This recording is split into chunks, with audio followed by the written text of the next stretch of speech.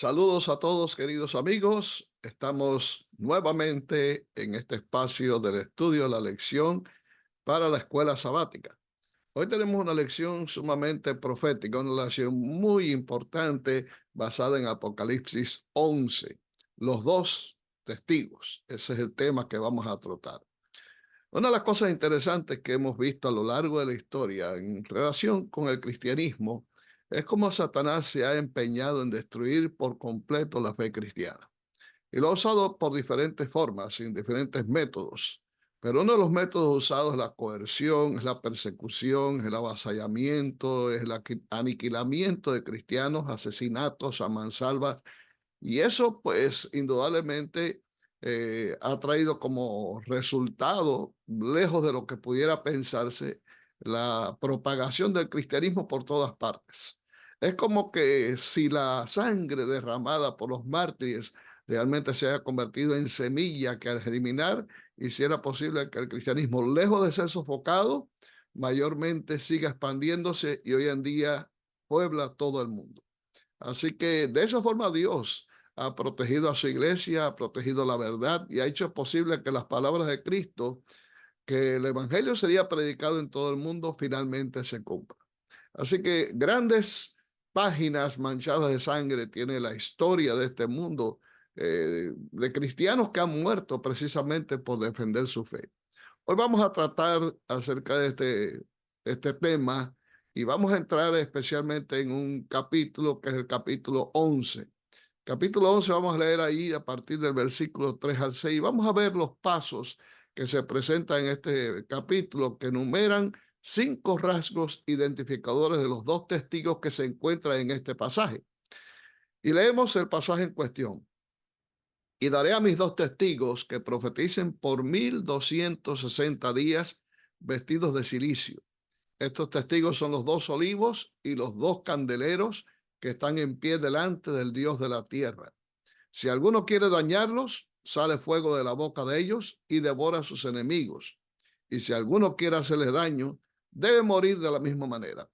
Estos tienen poder para cerrar el cielo a fin de que no llueva en los días de su profecía. Y tienen poder sobre las aguas para convertirlas en sangre y para herir la tierra con toda plaga cuantas veces quieren. Hay algunos elementos aquí que nos ayudan a entender y descifrar este misterio de quiénes son realmente los dos testigos. En primer lugar, en Zacarías capítulo 4, el profeta ve en una visión dos olivos a ambos lados de un candelabro de oro. Y es la misma imagen que nosotros encontramos aquí. Y a Zacarías se le dice que estos dos ungidos están ante la presencia del Señor de toda la tierra. Esos olivos alimentan a su vez el candelabro para que siga alumbrando. Y ahí nos viene a la memoria inmediatamente el texto de Salmo 119, versículo 105. Lámparas a mis pies tu palabra y lumbrera a mi camino. Ahí ya comenzamos a identificar exactamente quiénes son estos dos testigos. Pero hay otros elementos también que encontramos en este pasaje de Apocalipsis 11 que nos ayudan a identificar mejor aún a los dos testigos. Se menciona, por ejemplo, que tienen poder inclusive para cerrar el cielo a fin de que no llueva. Nos recuerda el profeta Elías, quien en un momento dado hizo una profecía de que el cielo se iba a cerrar y no iba a llover por 3 años y medio. Así mismo ocurrió. Tienen poder para convertir las aguas en sangre. Nos recuerda también a Moisés, quien por mandato de Dios hirió el río Nilo y todas las aguas se convirtieron en sangre. Y también las plagas que fueron derramadas en esa ocasión en Egipto. O sea que vemos aquí la palabra de Dios en acción. Por lo tanto, hemos inferido de que esos dos testigos se refieren indudablemente a los dos grandes compendios de la palabra de Dios que son el Antiguo y también el Nuevo Testamento. Hemos estudiado durante esta semana el ataque despiadado contra las Escrituras y la fe cristiana durante la Revolución Francesa. En ese tiempo, la guillotina se instaló en Francia, en la plaza pública de París, y miles de personas fueron masacradas. Se consideran que entre 15.000 a 17.000 cristianos murieron durante el tiempo de la Revolución Francesa. Y el ateísmo pues llegó a convertirse, por así decirlo, en la religión del Estado. Fue echada afuera la palabra de Dios y durante ese tiempo el testimonio de esos dos testigos fue silenciado. Pero vamos a irnos un poquitico atrás, porque aquí se nos mencionan 1260 días, o sea que durante esos 1260 días eh, habría persecución, habría muerte, habría ataques por parte de Satanás. Vamos a comparar este pasaje con Apocalipsis 12 y leeremos algunos versículos ahí, también Daniel 7:25. Vamos a buscar algunas similitudes que se ven en estos periodos proféticos. En Apocalipsis 12 y versículos 5, 6 y también el 14 y el 15 leemos, y ella dio a luz un hijo varón que regirá con vara de hierro a todas las naciones, y su hijo fue arrebatado para Dios y para su trono. Y la mujer huyó al desierto, donde tiene lugar preparado por Dios para que allí la sustenten por 1260 días. Subrayo de que estos 1260 días corresponden a los mencionados en el capítulo anterior, el capítulo 11. Dice que se le dieron a la mujer las dos alas de la gran águila para que volase de delante de la serpiente al desierto, a su lugar, donde es sustentada por tiempos y la mitad de un tiempo. Tanto los 1260 días o años, así como 3 tiempos y medio, corresponden al mismo periodo. El año profético es el de 360 días. De manera que si usted multiplica 3 años y medio por 360, le va a dar 1260 igualmente. Y dice que la serpiente arrojó durante ese tiempo de su boca, tras la mujer, que es un símbolo de la iglesia, agua como un río para que fuese arrastrada por el río. Y ahora bien, en Daniel capítulo 7, versículo 25, dice que este poder hablaría palabras contra el Altísimo. Estamos hablando de este poder perseguidor, avasallador de la iglesia. Y a los santos del Altísimo quebrantará y pensará en cambiar los tiempos y la ley, y serán entregados en su mano hasta tiempos, medio tiempo, coincidente también con el periodo que se menciona en Apocalipsis 11 y capítulo 12 también de Apocalipsis. Así que durante ese tiempo los dos testigos profetizarían vestidos de saco durante 1260 días. Estar vestido de saco significa que estarían de luto. Es como la usanza antigua, que cuando había luto en el corazón de los israelitas, pues se vestían de saco y cilicio y guardaban luto durante el tiempo indicado. Este es el mismo periodo, repito, los 42 meses, durante los cuales los gentiles se opondrían a la verdad de Dios, pisotearían la santa ciudad, y los enemigos de Dios pisotearían la verdad durante ese tiempo. Los dos testigos de Dios, el Antiguo y el Nuevo Testamento, sin embargo, a pesar de todas las oposiciones, a pesar de la gran persecución, profetizarían durante ellos contra todo tipo de intento de sofocar las verdades bíblicas que debían ser presentadas al mundo. Ya vimos en la lección, también en Daniel 7:25, que este poder sería el cuerno pequeño, o sea, el cuerno pequeño que se levantaría contra Dios y contra el pueblo de Dios y trataría de destruir a los santos, y también cambiaría los tiempos y la ley. Entre ellos se encuentra la modificación del día de reposo, instaurando un falso día de reposo en lugar del sábado, que es el domingo. Así que todas estas cosas son proféticas, ya la historia la corrobora y la hemos estudiado en otras ocasiones. Pero este periodo de persecución comienza precisamente cuando la última de las tribus arrianas, que fueron los ostrogodos, fueron echados fuera de Roma, y el obispo de Roma quedó instaurado en su poder. Y esto fue en el año 538, así que a partir del 538 comienza ese gran periodo de persecución hasta el año 1798, en que el general Berthier, a nombre de Napoleón Bonaparte, entra en Roma y toma preso al Papa Pío VI y lo lleva a Aviñón, en Francia, donde muere. Allí se le inflige la herida que pareciera mortal, que menciona Apocalipsis 13, en la cabeza a la bestia, de manera que allí termina finalmente, oficialmente, el periodo de los 1260 años, o días o años. Ahora bien, durante ese tiempo hubo hombres y mujeres que se mantuvieron fieles a Dios.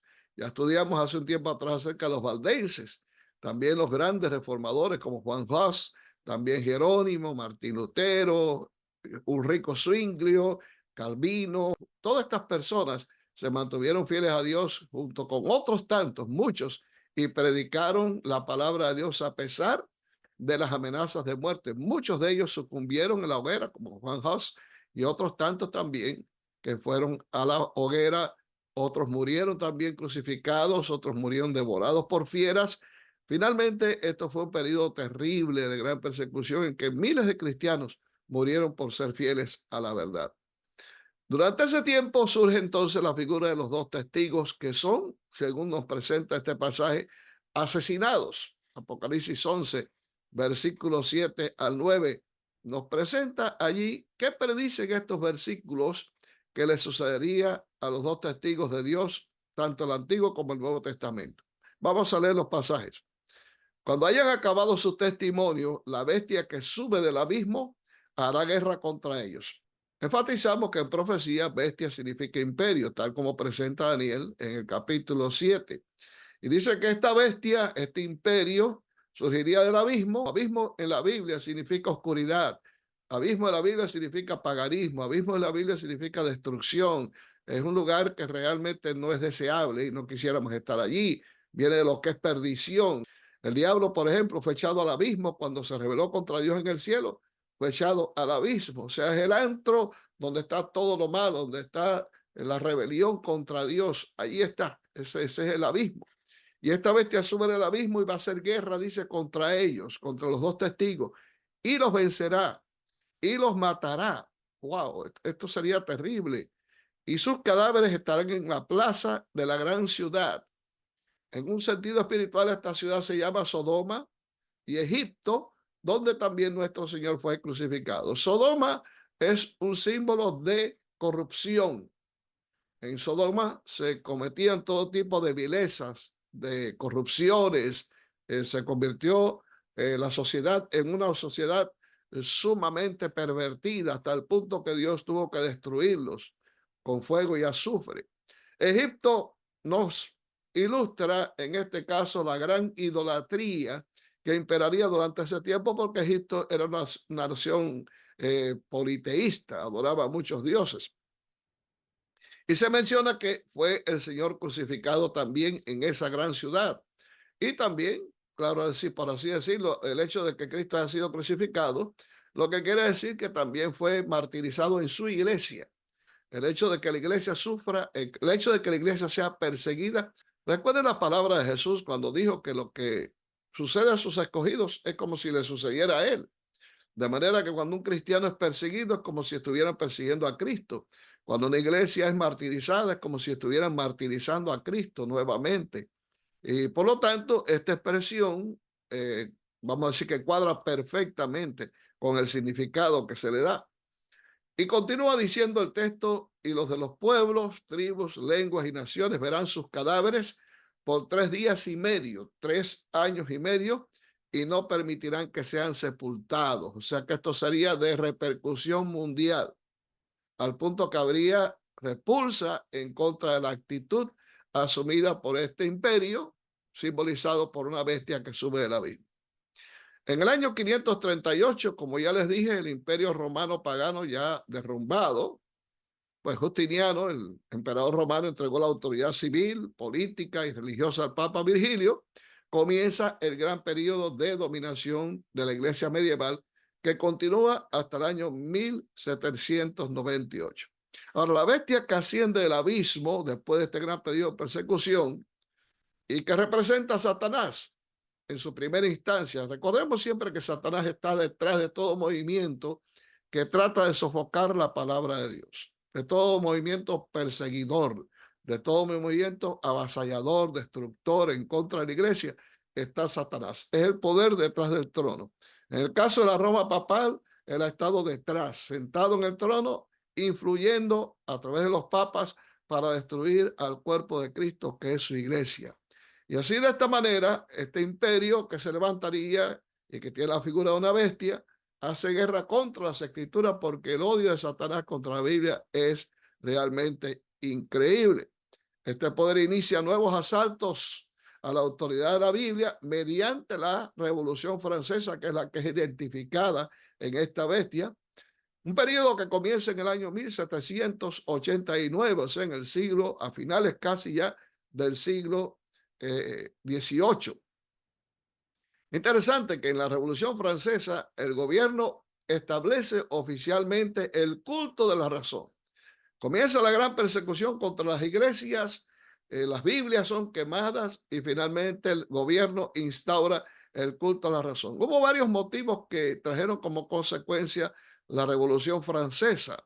Entre ellas, el clero, unido a la burguesía de aquella época, había dominado a sus anchas, había mucho avasallamiento, había mucha pobreza, muchas injusticias eran cometidas que trajeron como consecuencia la Revolución Francesa.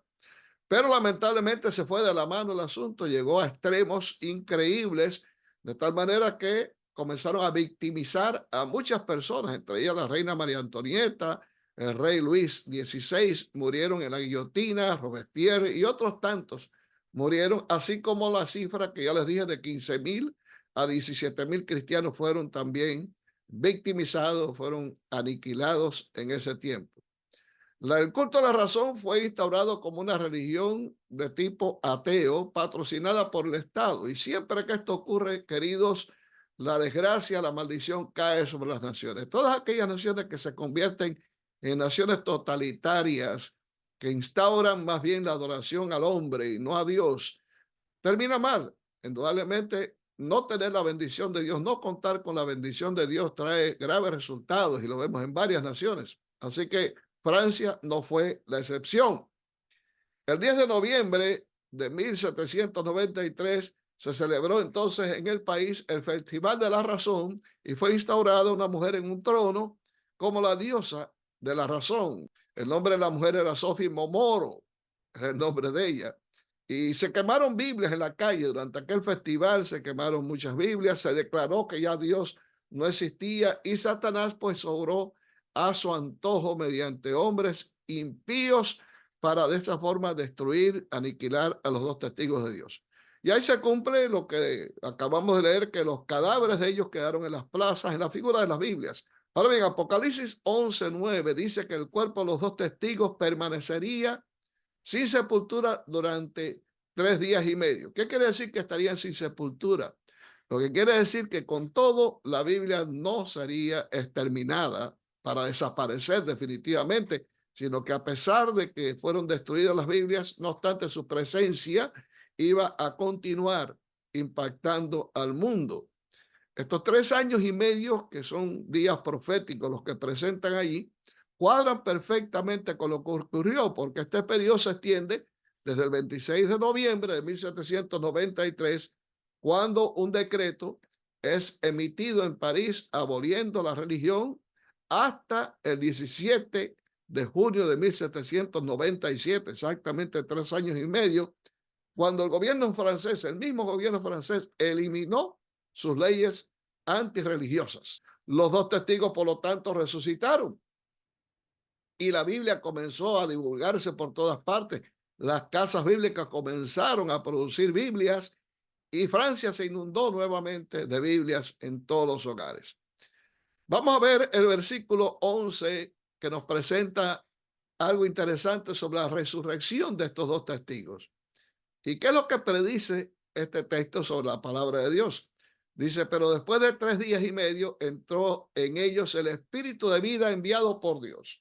Y se levantaron sobre sus pies y cayó gran temor sobre los que lo vieron. Me imagino que mucha gente pensaría que la Biblia no resucitaría más y tampoco la religión en Francia. Quedaron defraudados, porque finalmente el Espíritu de Dios, que es el que da vida, es el que resucita, resucitó nuevamente el espíritu de la religión.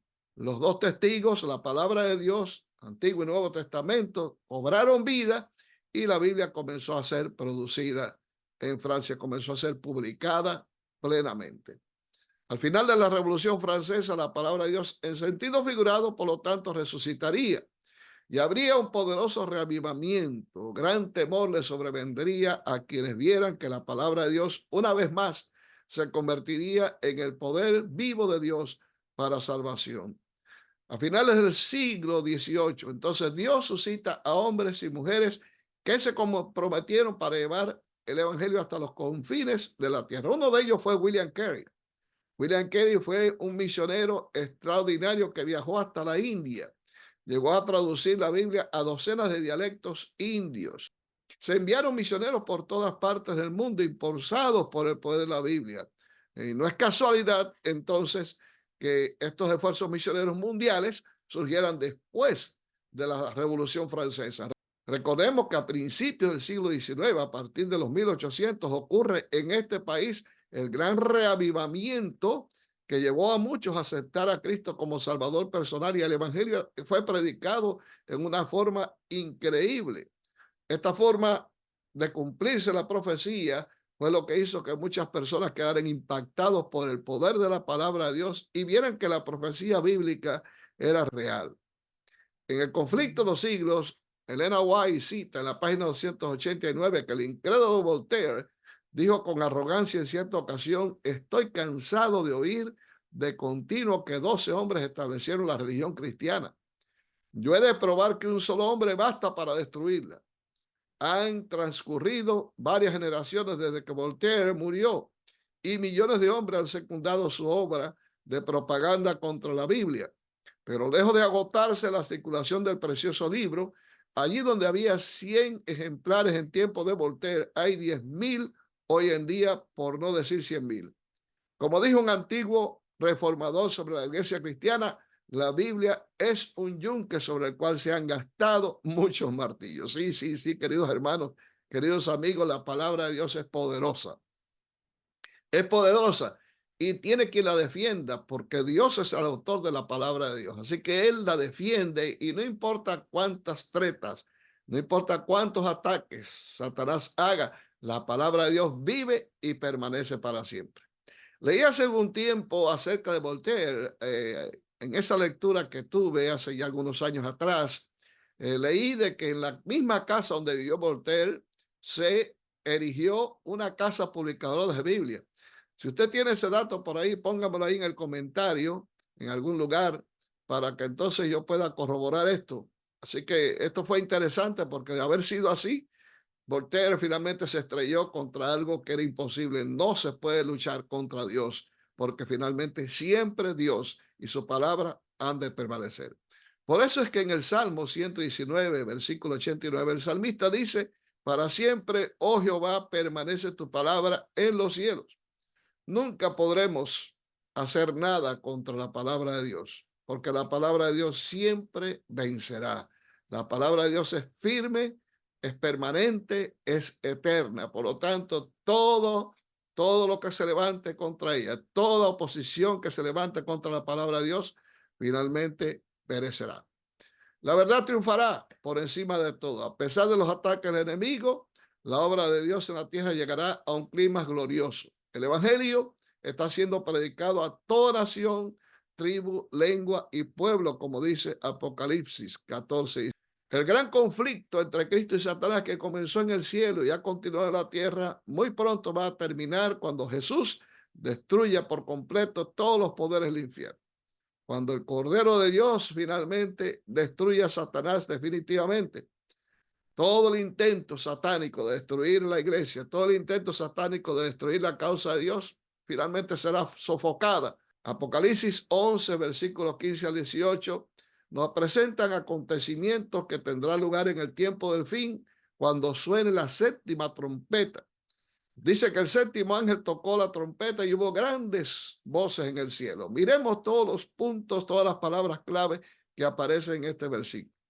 Esas grandes voces en el cielo decían: los reinos del mundo han venido a ser de nuestro Señor y de su Cristo, y Él reinará por los siglos de los siglos. La séptima trompeta entra a sonar cuando ya finalmente ha sido acabado el mal de esta tierra. Cristo ha venido, de manera que ya el reino de Dios comienza a actuar sobre la tierra, tal como presenta la profecía de Daniel 2, la piedra que viene, la roca que viene y hiera la imagen en los pies. Ese es el reino de Dios que va a ser establecido. Y como una reacción natural, dice que los 24 ancianos, que son los representantes de la iglesia, del mundo en el cual vivimos ante el trono de Dios, dice que en esos momentos se postraron sobre sus rostros y adoraron a Dios diciendo, te damos gracias, Señor Dios Todopoderoso, el que eras y que eras, el que has de venir, porque has tomado tu gran poder y has reinado. Y se airaron las naciones, y tu ira ha venido, y el tiempo de juzgar a los muertos y de dar el galardón a tus siervos, los profetas, a los santos y a los que temen tu nombre, a los pequeños y a los grandes, y de destruir a los que destruyen la tierra. Ahí está el final del milenario, cuando Dios haga descender fuego desde el cielo y destruya por completo a Satanás y a todos sus seguidores. El templo de Dios, dice, fue abierto en el cielo. El arca de su pacto, donde se encuentra la ley de Dios, se vio en el templo y hubo relámpagos, voces, truenos, un terremoto y grande granizo. Así como también en el tiempo cuando Moisés recibió la data de la ley en el monte Sinaí, hubo todo este tipo de manifestaciones de truenos, relámpagos y demás. Al abrirse el templo de Dios en el cielo, cuando los impíos serán juzgados finalmente por la ley que quebrantaron, también habrá todos estos tipos de efectos que señala la soberanía de Dios y lo inquebrantable de su ley, una ley que es eterna, una ley que debe ser obedecida. No para ser salvos, sino porque sencillamente, además de que hemos sido salvos por la fe en Cristo Jesús y en su gran sacrificio en la cruz, no obstante, la ley se mantiene como un instrumento de justicia que debemos obedecer por amor a Dios sobre todas las cosas. Los reinos de este mundo llegarán a ser los reinos de nuestro Señor. Cristo, por lo tanto, es victorioso. El mal es derrotado. Jesús gana y Satanás pierde. La justicia triunfa. Reina la verdad. Y haríamos bien en prestar atención a la siguiente instrucción que nos da Elena White, también el conflicto de los siglos. Lo que se edifique sobre la autoridad de los hombres será derribado, pero lo que se cimente sobre la roca de la inalterable palabra de Dios permanecerá para siempre. La gran pregunta que yo te hago en estos momentos, ¿sobre quién has anclado tu fe? ¿Sobre qué fundamento has puesto tu confianza? ¿Sobre los hombres o sobre la palabra de Dios, que es representativa del mismo carácter de Dios, de Cristo? Yo te invito a que fundamentes tu fe sobre lo que la palabra de Dios enseña, que pongas tu fe en Cristo, que pongas tu fe en Dios, que puedas avanzar confiado plenamente de que hay victoria para todos aquellos que hacen de la palabra de Dios su libro de texto preferido y tratan de vivir los principios que en ella se nos inculcan.